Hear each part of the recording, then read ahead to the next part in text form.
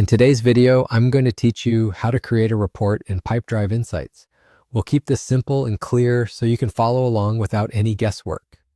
First, open Pipedrive in your browser and sign in so you're looking at your workspace.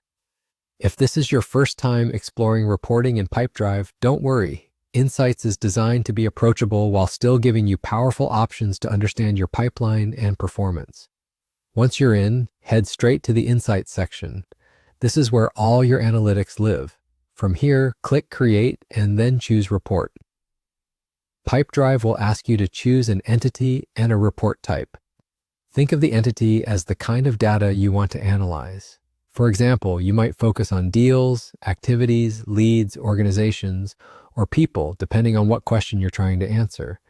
Picking the right entity up front helps ensure the report speaks to the outcome you care about. Next, choose your report type. This determines how the data will be presented.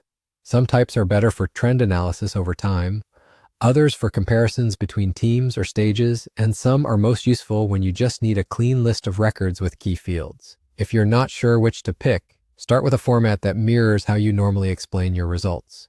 Tables for details, charts for patterns and progress. Click Continue, and you can begin setting up your insights. This is where you refine what the report shows. Use filters to narrow your scope, such as time ranges, stages, owners, or sources.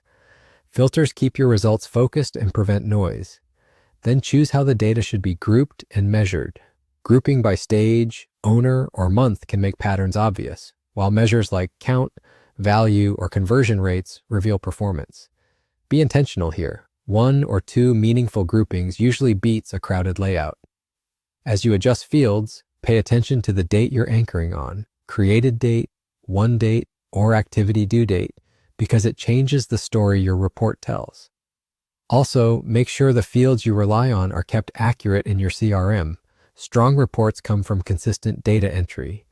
Consider a clear name and description so you and your teammates instantly understand the report's purpose when you return to it later.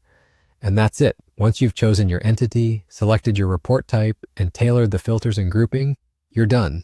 You now have a focused report in Pipedrive Insights that turns your raw data into answers you can act on.